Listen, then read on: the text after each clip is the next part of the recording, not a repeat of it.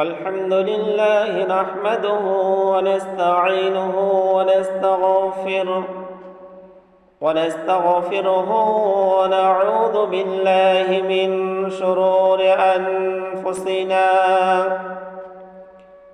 ومن سيئات أعمالنا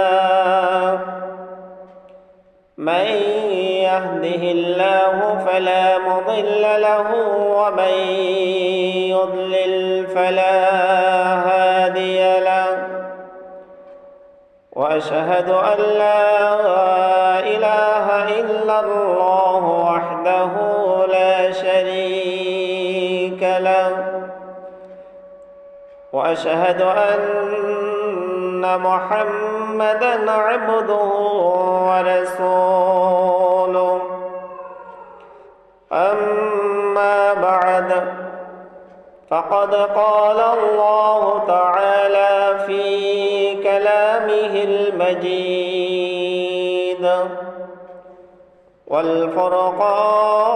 والفرقانه الحميد أعوذ بالله من الشيطان الرجيم بسم الله الرحمن الرحيم وإذا سألك عبادي أني فإني قريب أجيب دعوة الداء إذا دعان وقال رسول الله صلى الله عليه وسلم اللهم اجعلنا من صوام شهر رمضان بحرمة القرآن صدق الله المولانا العظيم وصدق رسوله النبي الحبيب الكريم ونحن على ذلك من الشاهدين والشاكرين والحمد لله رب العالمين إن الله وملائكته يصلون على النبي يا أيها الذين آمنوا صلوا عليه وسلموا تسليما صلى الله على سيدنا محمد وعليه وأصحابه وسلم صلاة يا رسول الله عليكم سلام يا حبيب الله عليكم دعلم كونه قربا اسی پر خدا به رضا جوئے محمد صلاة یا رسول اللہ علیکم سلام یا حبیب اللہ علیکم اللہم صل علی سيدنا مولانا محمد وعلى آل سيدنا مولانا محمد اللہ تمہیں رحم کرو نصیب کرو مدینہ مدینہ کے نہ دیکھیا قبر تیلیانا اللہم صلی علی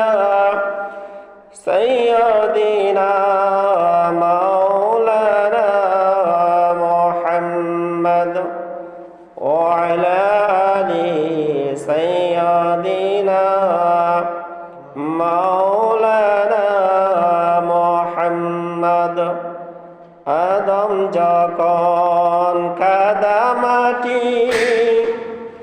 নবী তখন খোদার রাসূল সেই নবীর দরুদ পড়েন আল্লাহ তার ফেরেশতা কুল আল্লাহুম্মা সাল্লি আলা সাইয়্যিদিনা মাওলানা মুহাম্মদ ওয়া আলা আলি সাইয়্যিদিনা মাওলানা মুহাম্মদ। সম্মানিত মুসল্লিন ইকরাম, আসসালামু আলাইকুম ওয়া রাহমাতুল্লাহি ওয়া বারাকাতুহু। সর্বপ্রথম মহান আল্লাহ সুবহানাহু ওয়া তাআলার দরবারে লাখো কোটি শুকরিয়া জ্ঞাপন করছি, যিনি আজকে শাবান মাসের শেষ জুমআ আমাদেরকে আদায় করার জন্য সমস্ত কাজ থেকে বিরত রেখে সুস্থ শরীরে সুন্দর মনে আল্লাহ তাআলা আমাদেরকে ভালোবেসে মায়া করে পৃথিবীর সর্বশ্রেষ্ঠ জায়গা আল্লাহ সুবহানাহু ওয়া তাআলার ঘর এই জুমার নামাজ আদায় করার লক্ষ্যে মসজিদে আসার জন্য তৌফিক দিয়েছেন। এই জন্য মন দিল উজাড় করে আল্লাহ তাআলার দরবারে একবার কালিমাতুশ শুকরিয়া আদায় করছে আলহামদুলিল্লাহ।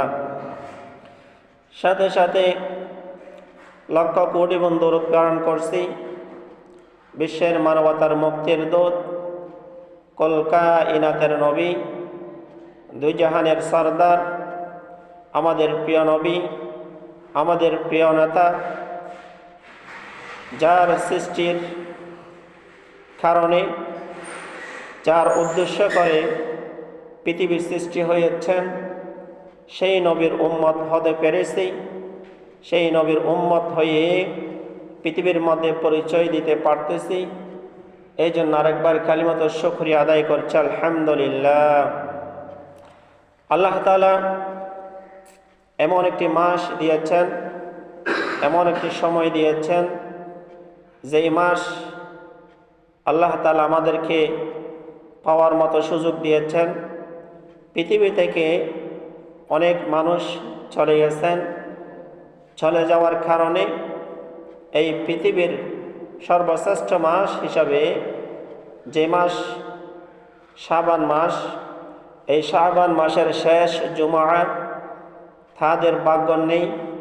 আল্লাহ তাআলা আমাদেরকে এই মাসের মধ্যে এমন একটি সুযোগ দিয়েছেন, যে সুযোগ আগামী বছর পাই কিনা আল্লাহ তাআলা ভালো জানে।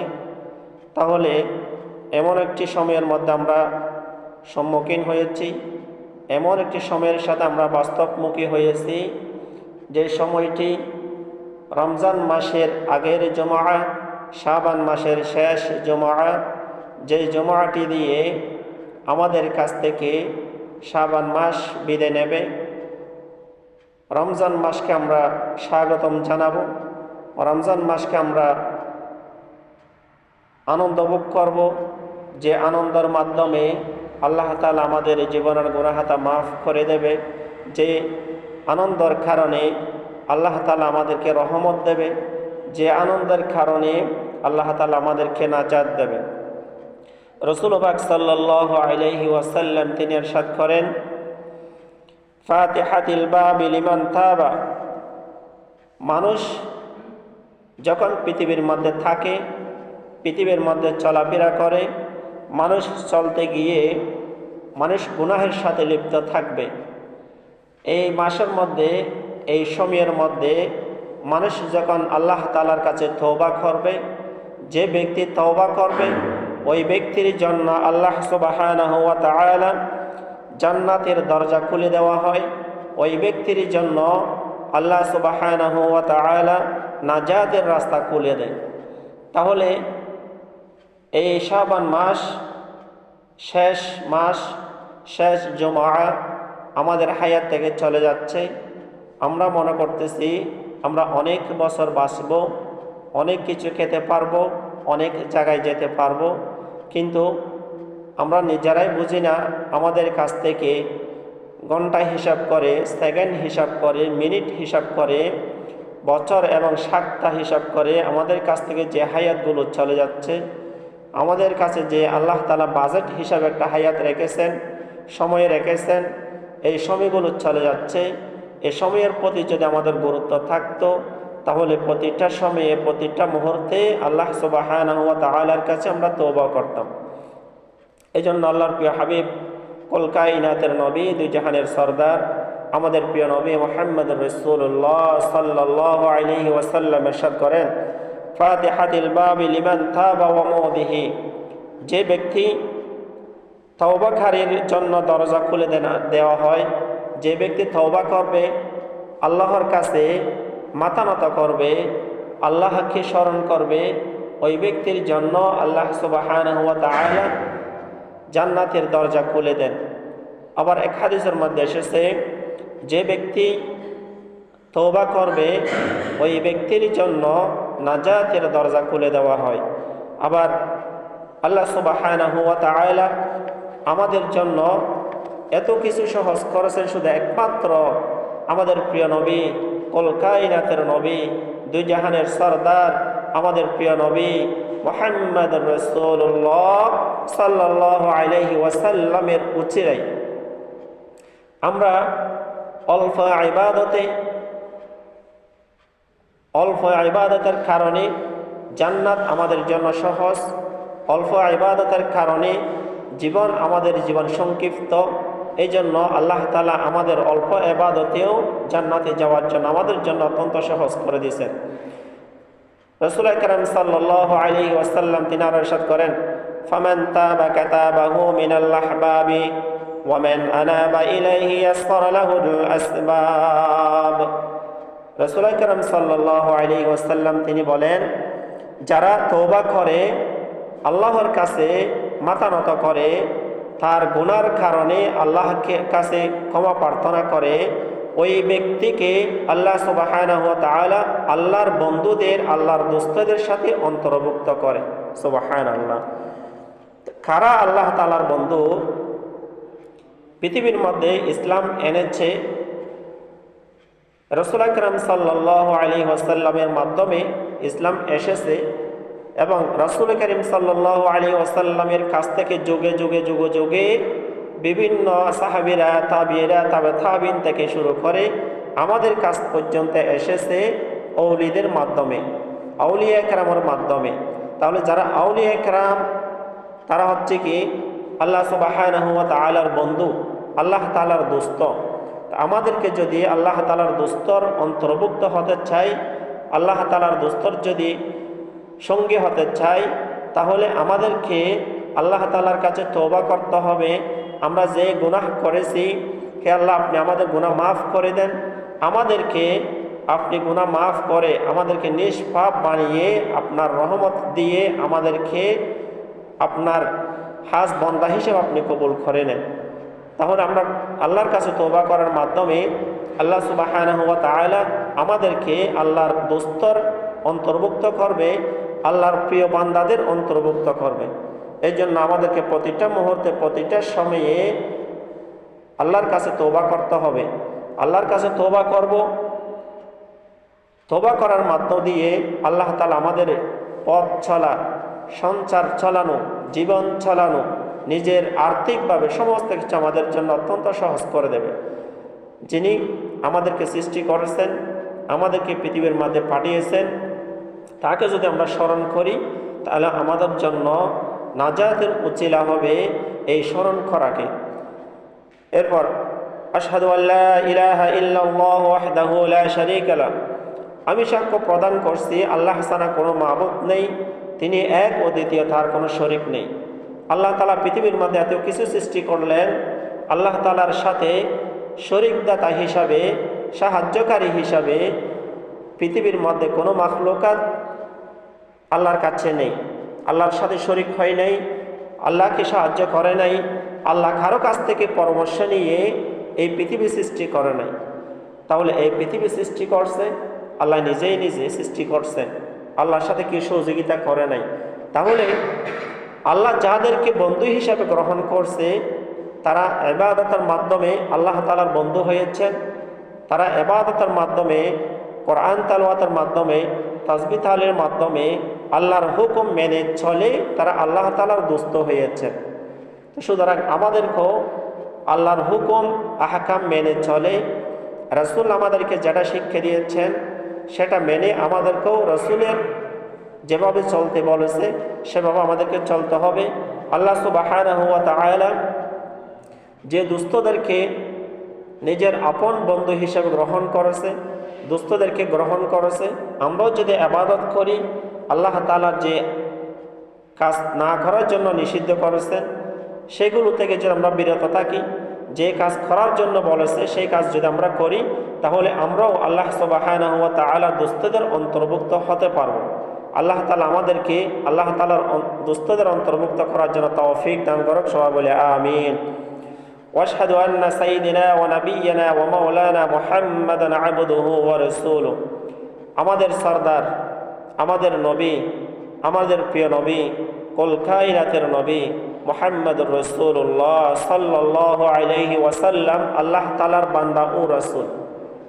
যে রাসূলের কারণে, যেই নবীর কারণে আজকে আমরা শাবান মাস পেয়েছি, সামনে আমাদের সামনে রমজান মাস আসবে, যে শাবান মাসের মধ্যে তওবা করলে আল্লাহ তাআলা গুনাহ মাফ করে দেয়। এই মাস পবিত্র হওয়ার কারণ, এই মাস ফজিলতপূর্ণ হওয়ার কারণ একমাত্র